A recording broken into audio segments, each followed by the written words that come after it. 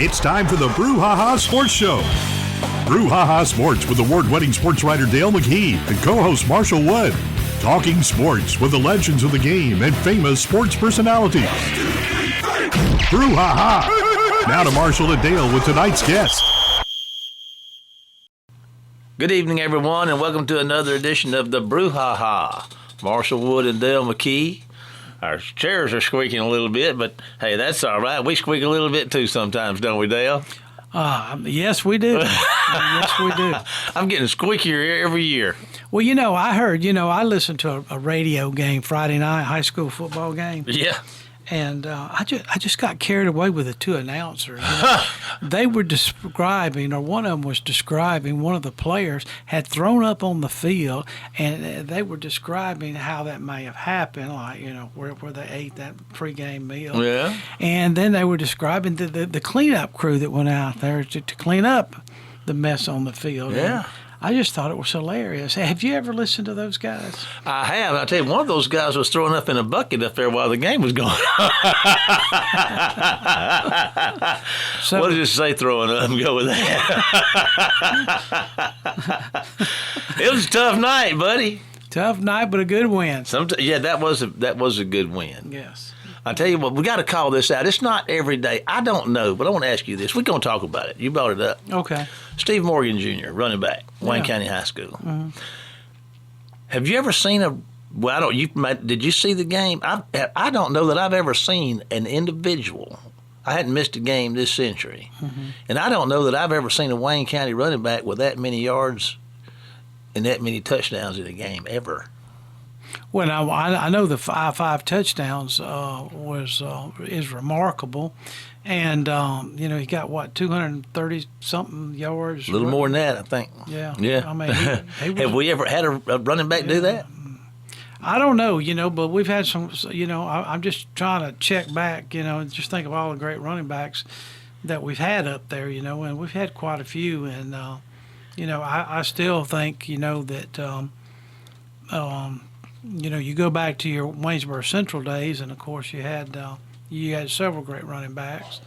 But in Wayne County, I guess Pound. I've never seen him get over 200. Yeah, but I'm just saying, if anybody would have done it, you would have figured Pound would have, been the guy that would have done it. And he may have. I haven't researched records, but I've called them all, and I don't recall ever. Of course, my memory's not as good as it used to be, but I will say that was he had less than 15 carries. Yeah, what do you have? 3 or 4 long ones? Oh yeah, at least. And he did the same thing the week before at Stone, but he only had 8 carries. Yeah, had 150 something yards. Yeah, that's unusual, isn't it? Yeah, he's really fast. I'm not the coach up there, but I just think I'd give him some more carries. Well, I tell you what, he's making the most of his opportunity. If you run the ball 15 times and you score 5 times, give him the ball 30 times. See if he scored 10 times. But I did, and not to take anything away from Stephen's game, but I saw there was a running back at Corinth this past weekend. Yeah. Did you see that? I did not.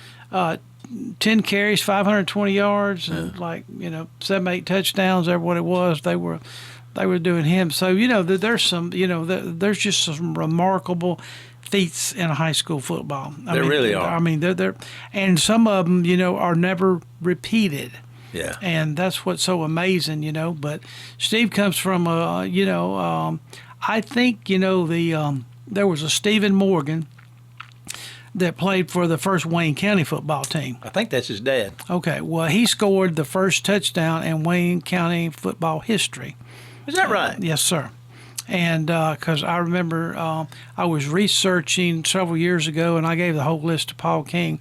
I went back for every game that they had ever played and was just writing down the score of each game. Yeah. And the Wayne County News keeps up for us now. And I gave it to him. I think it was the year that us played them, never what it was. Y'all versus us. Yeah, y'all Wayne versus County and West John. Yeah. Anyway, that 2010. That summer I'd gone over there to the libraries and to the to the newspapers, and all I did was go through the Saturday scores, from 1990. What was it? 1989 was the first. I think team. You're right. Right there. Was the Handy. first team, and so I did about 30 years worth of stuff there, and so I just wanted to keep up with it as a memory for Wayne County. Yeah. And I was just reading some of the articles though in there, and I saw where, Stephen had the first touchdown, and of course Corey Reynolds will tell you who threw the first touchdown in the Wayne County West Jones rivalry. Uh-huh. He'll be glad to tell you that. So if you run into Corey Reynolds, ask him about who threw the first touchdown against West Jones. I bet he knows. Yeah, I bet he knows. Hey, speaking of knowing, you got as a guest for us tonight. I bet you know that. Do you know that? Yes, I had the privilege of meeting him about a month ago. I've kind of wanted to meet him because he works at a car dealership in Hattiesburg, a new car dealership, and we'll talk about that. But I met him about a month ago when we had a little engine trouble, and so I just went in there and I just introduced myself, and I said, listen, I got a little radio show up there in Waynesburg, and I'd like for you to be on it. He said, man, I'd be honored. All right. And anyway, he's a former Southern Miss football player, very good one. I think he's from over there around Columbia, Bassfield. We'll find out here in a few minutes. And he played in the NFL 10 years. Wow. And so very, very, very honored to have Jeff Posey with us today. Jeff Posey. Yeah, Mm-hmm. I remember Jeff. Yeah. Yes, sir. Yeah. Well, listen, that's exciting. We're thankful for Jeff and being able to talk to him tonight. So let's not waste any time. Let's take a break here from one of our sponsors and get back with Jeff Posey right after this commercial break. We'll see you folks after the break. Phillips Building Supply in Laurel, your hometown building supply store since 1954. We are locally owned and pride ourselves on helping our customers find exactly what they need. From foundations to roofs to doors and windows, Phillips has it. For tools, hardware, lumber, and plywood, visit Phillips Building Supply. Welcome to the show, Jeff Posey. Jeff, thank you again for being with us on the show today. We're very honored to have you, and you've had a great football career, and you've got a lot of knowledge about the game in the past and the game right now that's being played, and we just want to get some opinions and comments from you today about all that. Well, first of all, thank you, Dale, for having me on your show. Basically, I graduated from Bassfield in 93, played under Coach Howard Willoughby and Coach Richard Hyde. I played offensive line, offensive tackle, and defensive tackle there at Bassfield. I guess I was a better defensive player than offensive player. But had a great high school career. Was known for getting sacks and things of that nature, and then after that graduated from Bassfield, went to Pearl River Community College for 2 years, played for Willie Coates there, and Coach Steve Kelly was the D-line coach there. Played 2 years there, was a starter. After that, ended up going to Southern Miss, getting the opportunity to play my last year at Southern, ended up leading the teams in sacks and tackle for loss. And then started my NFL career at the 49ers. Played 4 years with them. After that, played with Jacksonville and the Carolina Panthers. That was during 9/11. Actually played with Carolina first, 4 games with them, then finishing that season with the Jacksonville Jaguars. Went to the Houston Texans. Kind of really made my mark. First time playing in 3-4 defense. Led that team in sacks. And then I signed my 4-year deal with the Buffalo Bills. Played 3 years of that contract. And then ended up playing my last year with the Washington Redskins, now the Washington Commanders. And I retired in 2006. Well, listen, you've had a great career. Listen, let's start with what you ended with, the NFL.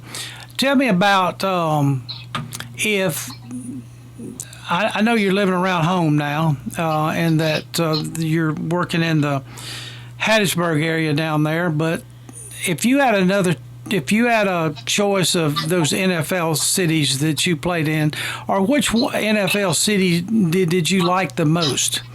And you would maybe go back there and live if you had to. Oh, wow. That's the first time I've been asked that. You got to watch Odell. He'll throw you a curve every once in a while. You know what? People going to find this funny, but I'm going to have to say Buffalo. I got you. Buffalo. I got you. I've always appreciated the Buffalo fans, and I guess back in that era, probably when you were like still in high school, a little bit of college, you know, Buffalo had that great run, and I don't care what anybody says. When you make the Super Bowl 4 straight years, even though you lose, just the resilience of going back and starting all over again and getting back there. Most teams that lose the Super Bowl, you rarely hear from them again for a while, you know. And so but the fan base up there is just so phenomenal. It's almost like a high school team to me. The fans or a college team, you know, they just are so into it, you know. And I know they don't have a Major League Baseball or basketball team, and I know it's pretty close to Toronto, and that may be why. I'm not sure, but they just the fans just love them. You know what I'm saying? Win or lose, they're there. Whether it's 10 degrees below zero or 110, you know, they're going to be out there supporting their bill. So I can understand that. It's a blue collar town, and the 2 seasons there, you either summer or winter, and then you have the snow. It's just you get all the elements. So I really enjoyed it over there in Buffalo. And if the next choice would probably be Houston because it's just so close to home, you know. Yeah, Houston's so spread out. I asked Archie Manning that question one time, Jeff, and he told me that he loved when he was a Saint. I don't know if back when he was playing for the Saints, they played San Francisco every year, home and away. They played Atlanta and they played L.A. They were in the division of that. It was called the West for some reason, but the Saints were an expansion team, and so was Atlanta. So they threw them out there with the California teams, but that was before all the expansion, you know, Arizona, Seattle, and all that. But Archie told me his favorite city to visit was San Francisco. He always liked going out there. Of course, you know, this was in the 70s, so, you know, things might have changed since then and everything. But now you did get to play with a local guy in Washington, Jason Campbell. And did y'all have a pretty good year that year? We struggled a little, but I really enjoyed playing with Jason, yes, from being from Taylorsville, and I myself from Bassville, yeah. We're good friends here now today, you know. Of course, his dad and mom here lives here in Hattiesburg, and I get to see them quite a bit. Well, that's good. Who is? What was your the best team that you ever played on, 1-loss record? Best team I played on would have been, let's see, San Francisco. That year, my my rookie year with San Francisco, we was in the playoffs. I think we ended up going to the NFC divisional game, I think.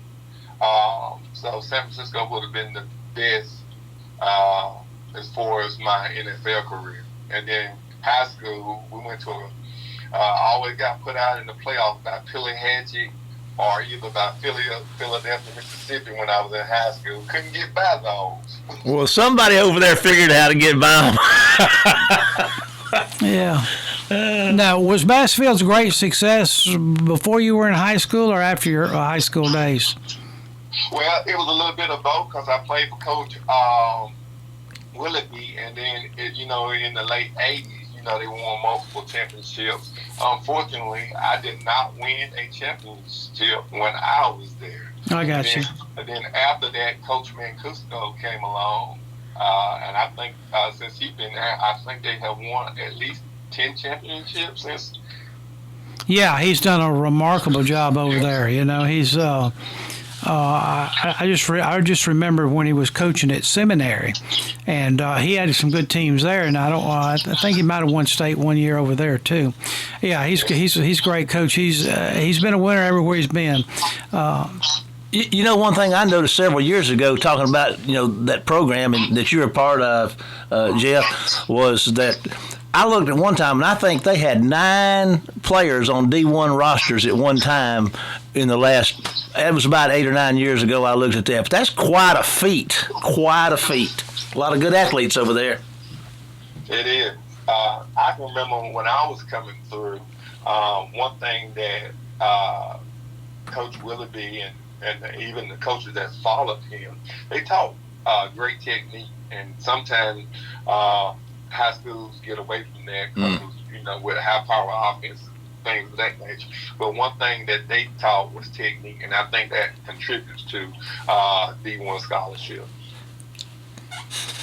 Yes, Bassfield is one of those places, I was talking to one of the sports directors one time that was new down at TV7, and he was talking about how many schools he had to cover. And I said, well, in football, there are certain communities that are going to win, and their fan base wants to read about them or watch them, ever what it is. And I said, and I mentioned to him Bassfield at that time. I mentioned folks like Bassfield and, Taylorsville being a hotbed. We were just talking about small schools, And, Bassfield's always come up probably for at least the last 40 years, and maybe before that. It's just been a phenomenal run over there of athletes. And I remember didn't y'all have a couple of twins up at Ole Miss one year, and they both went to the pros? Yeah, that would be the Moore brothers. Yeah, the Moore brothers, and y'all had some good players over at Southern Miss, but besides yourself, and that's been in the last few years too. But tell us what you think about the Golden Eagles turnaround, man. This is phenomenal, isn't it? From 1 win to 5 wins, and I read this morning where ESPN is predicting them to win their last 5 games to the top. You know what? It is absolutely great. To get back to a winning tradition. I came from a winning tradition over there with Coach Bowden. And Coach Huff has come in and did a phenomenal job, and I understand that it takes a lot of hard work. We got players added to the roster from Marshall as well. And it's just great to see the team turn around. It is, and that's the great thing about college football now. You can turn around a program if you can sell your program for one thing, or you can pay one of the others to get the good athletes. But I think Coach Huff is a blessing for Southern Miss to get them back on track. I think it is a phenomenal person. I think he's a highly intelligent person. I just hear him speak on television a lot, and he's just, you can tell that he's just a very academic-based person when he was growing up. And so if you probably looked at his report cards, you probably saw straight A's. That's what I'm trying to say, because he is highly intelligent. He's got a great game plan for them, and I know he got the transfers in, and I imagine Southern Miss going to have a hard time in a couple of years keeping him. Hopefully he'll stay longer than just 1 year for sure. And I hope he stays with us. I actually have a son that's over there playing for him as well, so I hope he will get an opportunity to just stay around. Hopefully, he will. We can keep it. Yes, and I'm going to tell you what, and just looking back at Southern Miss history, and a lot of people may agree with me or may not, they've always had great teams when they had great quarterbacks. I don't care if you go back to when they got Jeff Bauer the first time. I remember when he came aboard, and he kind of got them back under Coach Collins, and then of course we had Reggie Collier after that, and then you had a Brett Favre, and then you had in the 2000s, and I may be missing something. I think Lee Roberts did a great job for us too. But yes, and then you had Austin Davis coming in, and he was a walk-on. People don't remember that, and he was a 4-year starter there. And when they've had good quarterbacks, they've had good teams, and I think they have a really fine quarterback. He is just. He's just comfortable in the pocket, and he just reads his progressions, as they call it, and defense, and I just think he does a phenomenal job for them. And so I'm glad that they got him out of the transfer portal for sure. Oh yeah. I got a question for you. Going to change directions just a little bit. Now, you've walked the walk and talked the talk. You've been played at every level, and just now I hear you got your son over at Southern. I'm sure you've offered him some advice and counsel through the years. If you got some high school athletes out here, some aspiring athletes, that might want to consider going to the next level, what kind of advice would you give young players today, Jeff? If you could sit down and talk to them, and you probably do sometimes, how would you advise kids as they navigate their way through recruiting and playing this kind of stuff? I would just tell one who has ambition to go to the National Football League. You're going to come from a program where you believe in working hard and dedicating yourself. That's just going to come with the nature of being an athlete, for being a football player and being part of a team and like that. But I also would tell them, make sure that you put education first, because even if you make it to the NFL or make it to that profession, you always one play away from not playing, and so you would definitely want something to fall back on and to be able to use your brain to get an education so you can continue to have a successful life or career, whatever it may be. So I would definitely tell an athlete that, and I would just tell them I'm a Christian, my faith Amen. The base. So I would tell them put everything in God's hands and first trust in Him, and seek Him and His righteousness, and all the other things be added unto you. Yes, sir. That's what I would tell an athlete. That's what I would tell someone who have ambitions to go further. Outstanding. Well, that's a great advice for any high school player that desires to play at the next level. I think, that in commenting on that, I just believe that kids have got to be just have a great attitude, but I think that they really have to have a dream that, hey, I want to fulfill this dream, and what do I have to do to make it? So that was great advice. Hey, listen, tell people what you're doing now is after your playing days. Okay, what I'm doing now, first of all, I have 5 beautiful children, a beautiful wife. I live here locally in Hattiesburg, and I own a business called Train Like a Pro. I help athletes and kids develop their skills, speed and agility. Haven't practiced it much since COVID, and I want to get back into doing that because I love working with young people. Also, I do motivational speaking, and I work over here at one of our dealerships over here. I'm a salesman. I enjoy getting out with the people, meeting and putting things together, helping make a deal come true, providing something for a family who's searching for that special vehicle out there. And I'm a family man, Like I said, I have 5 beautiful kids. I have 4 boys and a daughter. So if I'm chasing behind them, I got one in college. Don't hold this against me. He's at Alabama. Graduating about to be a doctor. I also have one at Southern Miss. Now I have a high schooler over here at Oak Grove, two high schoolers at Oak Grove, a senior and a sophomore, and then my baby girl is at the middle school. So that's what Jeff Posey is doing right now. Well, I tell you what, Jeff Posey is doing great, and it sounds like you're doing great today. Jeff, we're out of time, and Dale and I want to thank you so much for, taking your time to be with us on the show today, and we celebrate you today and all that you stand for and what you've done. We're going to ask our folks to hold on for just a minute. We're going to take a break here from one of our sponsors, and Dale and I'll be back with tonight's final segment of the Brouhaha after this commercial break.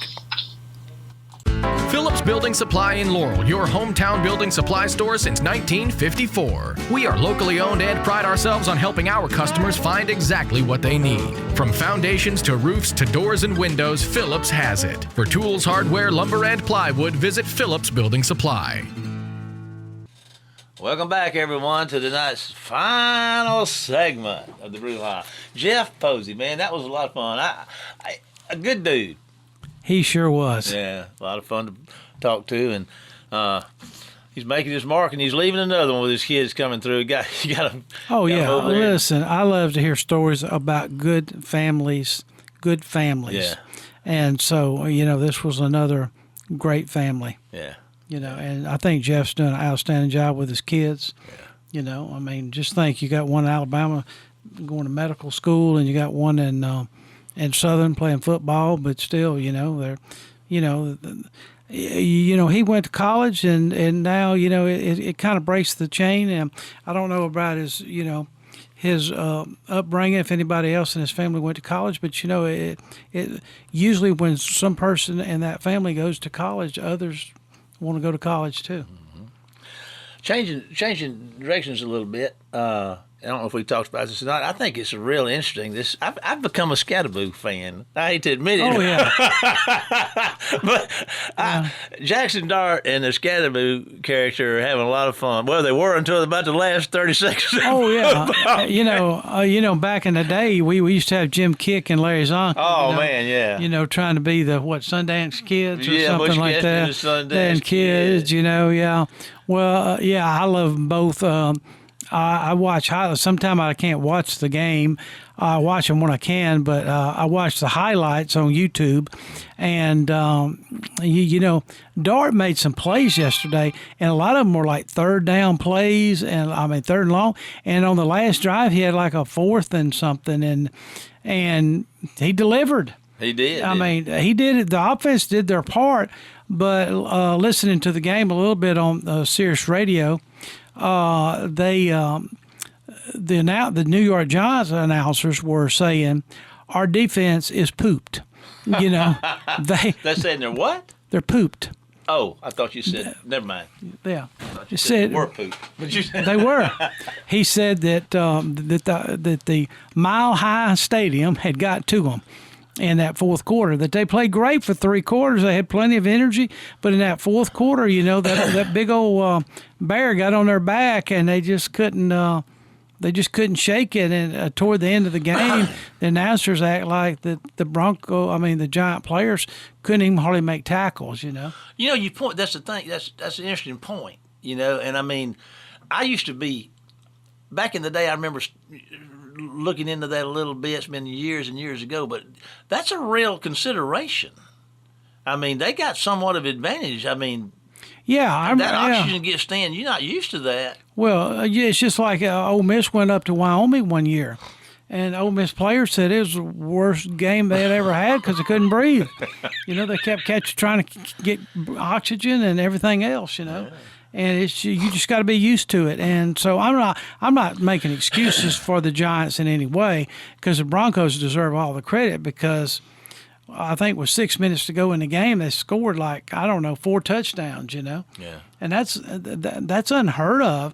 They were showing some figure today that that not many teams have overcome a 19-point lead in the fourth quarter, and not many teams have scored 33 points in a quarter. I got another question, another statement that we'll make here. I would have never believed that I could be looking at the Ole Miss Rebels with one loss and still be in the top 10 with a loss. Yeah, they're in good shape, Dale. Yeah, I think that that first 3 quarters they made a great statement. I really think you don't like to say it, and I don't know what goes on in any player's mind, but it just seemed like there was a couple passes that Trinidad probably underthrew there in that last quarter, and I'm not so sure that the even though he played great for the I've never really seen an Ole Miss offense run up and down the field against a great team like a Georgia and score 5 touchdowns for 5 times they got the ball. And they weren't like 1 or 2 plays. They were like 11, 14, 10. I mean, those drives were pretty good. They were making great plays. And but that fourth quarter, they just kind of – the offense just didn't have it. I mean, I don't know if the crowd got to them. I don't know if there was a little just stress, pressure, because they just weren't executing like they did in the first 3 quarters. But they played great. I've heard several people say, and even before this happened yesterday, they kept saying, wait till the second half, watch out, because Kirby Smart is the best in the business about making the adjustments as the game goes on. You agree or disagree? Yeah, Bear Bryant used to be like that. Bear Bryant wouldn't, he'd always do all his trickery in the second half or change something up just because he didn't want the other team to have the advantage of going into halftime and figuring it out.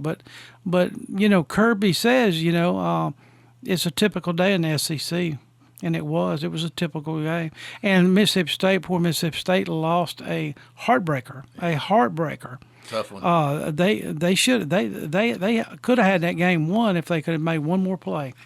Sometimes it just takes one more play, but you don't have time. And that's kind of where we are. We could use another player or two, but we're out of time, Dale. We want to remind our listeners that they can follow us on our Facebook page at the Brouhaha, and all the shows are cataloged for you where you can listen to them on demand at our YouTube channel, which is also known as the Brouhaha. But for now, it's come to that time where we got to say goodbye, Dale. Goodbye, Dale. Goodbye, folks, and we'll see you next week for more of the Brouhaha. Get us out of here, Jamie. You've been listening to the Brouhaha with Del McKee and Marshall Wood. Heard Tuesday evening, 6 p.m. on WABO. For more of the Brouhaha, follow us during the week on Facebook and WABO.